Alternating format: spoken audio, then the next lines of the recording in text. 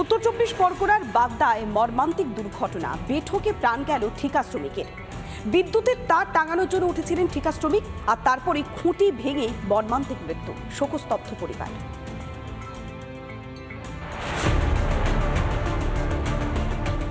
বাগদায় বিদ্যুৎ সরবরাহের কভার কেবল টাঙাতে গিয়েছিলেন সরজিৎ ঘোষ, আর তখনই বিদ্যুতের খুঁটি ভেঙে বিপত্তি।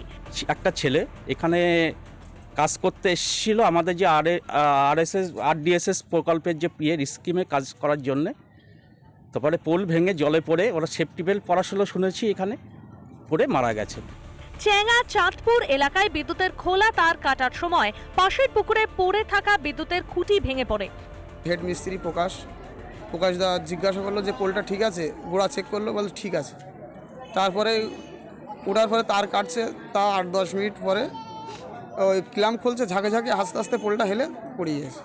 তারপরে আমরা সব ঝাঁপিয়ে পড়লাম জলে, কিন্তু আমরা বাঁচাতে পারিনি। হাত এরকম করা ছিল, থাকলে হাত ধরে টেনে আসছে না, পলি চাপা পড়েছে।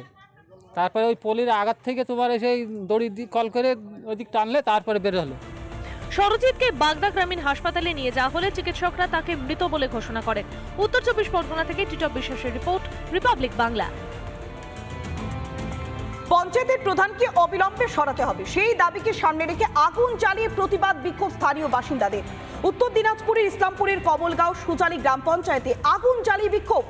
দীর্ঘদিন ধরেই সুজালি গ্রাম পঞ্চায়েতের প্রধান নুরি বেগমকে পদ থেকে সরানোর দাবিতে বিক্ষোভ দেখাচ্ছেন তৃণমূলের কর্মী সমর্থকরা। প্রায় 11 দিন ধরে চলছে তৃণমূলের ধর্ণা। সোমবার সেই বিক্ষোভ একেবারে বড় আকার ধারণ করে। নুরি বেগমকে অবিলম্বে পদ থেকে সরানোর দাবিতে প্রকাশ্যে তৃণমূল কংগ্রেসের অন্দরের কোন্দল। উত্তর দিনাজপুর জেলার ইসলামপুর ব্লকের সুজালি গ্রাম পঞ্চায়েতের সামনে এই মুহূর্তে আগুন জ্বালিয়ে বিক্ষোভ দেখাচ্ছে। আমি সরাসরি দেখাবো যে এই মুহূর্তে কিন্তু আগুন জ্বালিয়ে বিক্ষোভ দেখাচ্ছে। সেখানে কিন্তু যে তৃণমূল কর্মীরা কিন্তু ধর্ণা জানাচ্ছিলেন, আর এই মুহূর্তে কিন্তু আগুন জ্বলছে। স্থানীয় বাসিন্দারা কিন্তু আগুন দেখাচ্ছে। ভিডিও দেখাতে বলবো, ধর্ণাটা একটাই মাত্র আমাদের দাবি যে নুরি বেগম দুর্নীতি করেছে, নিজের এলাকার যে জমি, মাদ্রাসা মসজিদের জমি, সেগুলো নিজের নামে দখল করে নিয়েছে, রেকর্ড করে নিয়েছে। চা বাগানের জমি রেকর্ড করে নিয়েছে, তিস্তার জমি রেকর্ড করে নিয়েছে। পঞ্চায়েতে বাংলা আবাস যোজনা ঘরে 1100 ঘরের টাকা 20,000 লোকের কাছে টাকা নিয়েছে। এই প্রতিবাদ সুজালির মানুষ চাইছে নুরি বেগমের দুর্নীতির জন্য ভিডিও এফআইআর করুক এবং নুরি বেগমকে বহিষ্কার করা হোক, এই আমাদের দাবি। তৃণমূল কর্মীরা রাস্তায় আগুন জ্বালিয়ে কিন্তু বিক্ষোভ দেখাচ্ছে। কয়লা পচার মামলায় ফের পিছিয়ে গেল চার্জ গঠন প্রক্রিয়া। অন্যান্যরা সবাই উপস্থিত থাকলেও অভিযুক্ত বিকাশ মিশ্র আদালতে অনুপস্থিত থাকার জন্য আসানসোলের সিবিআই আদালতে আজ চার্জ গঠন হওয়ার কথা থাকলেও তা পিছিয়ে যায়। আদালতে হাজির ছিলেন না বিকাশ মিশ্র, সেই কারণেই পিছিয়ে গিয়েছে চার্জ গঠন প্রক্রিয়া। পক্সো মামলায় গতকালই গ্রেফতার করা হয়েছে বিকাশকে, সেই কারণেই বিকাশ হাজির হতে পারেননি। মামলার পরবর্তী দিন 10ই ডিসেম্বর। কয়লা পাচার মামলায় ফের পিছিয়ে গেল চার্জ গঠন, আর চার্জ গঠন হওয়ার কথা ছিল আসানসোলের সিবিআই আদালতে।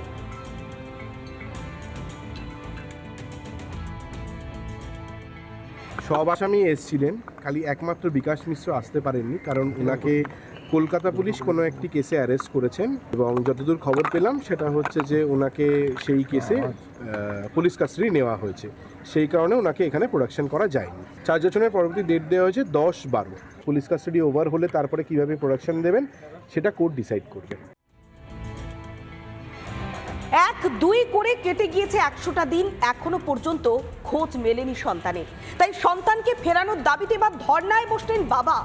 তার ছেলে একমাত্র সন্তান বিশ্বনাথ দাস, তার সন্তান তীর্থ দাস নিখোঁজ রয়েছে প্রায় 100 দিন, এখনো পর্যন্ত সন্ধান পাওয়া যাচ্ছে না। রামপুরহাটের 16 নম্বর ওয়ার্ডের চাকলা মাঠের বাসিন্দা বিশ্বনাথ দাস।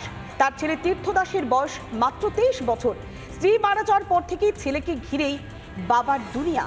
নিখোঁজ ছেলেকে খুঁজে দেওয়ার দাবিতে রামপুরহাটে এসডিও অফিসের সামনে ধর্নায় বসেছেন বাবা। আর কতদিন অপেক্ষা করতে হবে ছেলের সন্ধান পাওয়ার জন্য, এই প্রশ্নটাই করছেন সন্তান হারা বাবা। ধর্ণা মঞ্চে বসলাম আমার ছেলে যাতে শীঘ্রই বাড়ি ফিরে আসে, ছেলে আর আমি আমার বাড়িতে থাকি, আর দ্বিতীয় কেউ নাই, তো যাতে খুব তাড়াতাড়ি ফিরে আসে, খুব দ্রুত আমার বাড়ি ফিরে আসে, আমার কাছে আসে, সেই জন্য আমি ধর্ণার মঞ্চে বসেছি। 100 দিন হয়ে গেল, কোনো সুরা হয়নি। আমি প্রশাসনকে একটু অনুরোধ করব যাতে প্রশাসন একটু আরও বেশি তৎপর হয়ে আমার ছেলেকে একটু সন্ধান করার ব্যবস্থা করবে, এইটুকুই আমার অনুরোধ থাকবে। এর জন্য আমি প্রশাসনকে কোনো দোষারোপ করতে চাই। পুলিশ প্রশাসন বীরভূম জেলার পুলিশ প্রশাসনের একটা বড় অংশ, আবারও মেনশন করছি, একটা বড় অংশ মানুষের সেবা, আইনের পরিষেবা দেওয়া কোনো কাজ বলে মনে করছে না। এদের একটাই কাজ, রাস্তায় দাঁড়িয়ে মাল তোলা। পুলিশ নিশ্চয়ই তদন্ত শুরু করেছে এবং একজন মানুষ যখন হারিয়ে যায় তখন সঙ্গে সঙ্গে সে যদি সচেতনভাবে হারিয়ে যায় তাহলেও তাকে সহজভাবে খুঁজে পাওয়া মুশকিল হয়ে যায়। ধ্রুববাবুকে বলবো কিন্তু তারা দেওয়ালের লেখন পড়ুন। বিগত যে নির্বাচন 6টা হলো উপনির্বাচন, সেই নির্বাচনের 6টাতেই বিজেপি ধূলিসাৎ হয়ে গেছে। কাজে এই সমস্ত কথা বলে ভেসে থাকার কোনো মানেই হয় না। সত্যি রাজ্যে একের পর এক নারী নির্যাতনের ঘটনা চোখে আঙুল দিয়ে বুঝিয়ে দিচ্ছে প্রশাসনের ভূমিকা।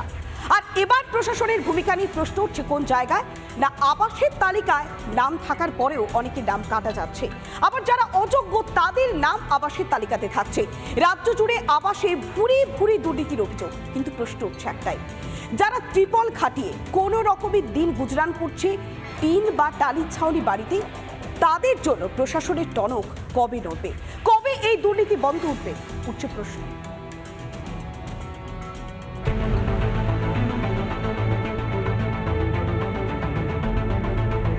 হিঙ্গলগঞ্জে আবাসের তালিকা থেকে নাম বাদ যাওয়ার অভিযোগ।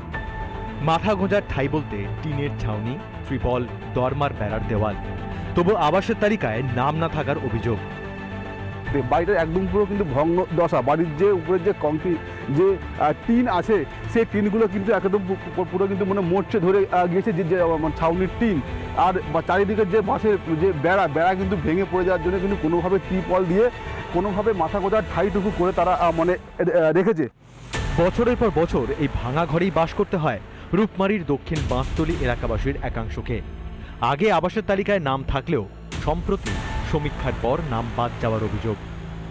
নাম ছিল, নাম কাটা গেছে, আমাদের জব কার্ডের ঘর অন্য লোকে তুলে নিয়েছে, আর এখন নাম নেই। ওনারা নিশ্চিত হলেন কি করে যে বাদ গেল? এখনো তো লিস্টই বেরোয়নি, তো এটা ওনাদের আশঙ্কা। লিস্টটা বেরুক, তারপরে তো ওনারা শিওর হবেন যে থাকলো কি গেল। তৃণমূলকে জোর কটাক্ষ বিজেপির।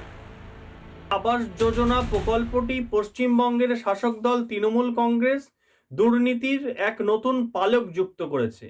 তারা স্বজন পোষণ দলবাজি চূড়ান্তভাবে করেছে তালিকা তৈরির সময়। নদিয়ার হবিপুরেও উঠল আবাস দুর্নীতির অভিযোগ। পাকা বাড়ি থাকা সত্ত্বেও আবাসের ঘরের আবেদন মঞ্জুর হচ্ছে বলে অভিযোগ। রানাঘাটের 1 নম্বর ব্লকের যে হবিপুর, সেই পঞ্চায়েতের এই ধরনের টিনের বাড়ি থাকলেও আবাস যোজনায় উঠছে না নাম। তবে কি স্বজন পোষণ করতেই ব্যস্ত তৃণমূল? এই হতদরিদ্র মানুষগুলোর দিকে তাকাবে না প্রশাসন? অর্ণব মৈত্র ও পলাশকান্তি মণ্ডলের রিপোর্ট, রিপাবলিক বাংলা। নানা ধরনের কন্টেন্ট দেখার জন্য লাইক করুন, শেয়ার করুন আমাদের ফেসবুক পেজ, সাবস্ক্রাইব করুন আমাদের ইউটিউব চ্যানেল। পাশাপাশি অন্যান্য ব্রেকিং নিউজের জন্য অবশ্যই চোখ রাখুন রিপাবলিক বাংলায়।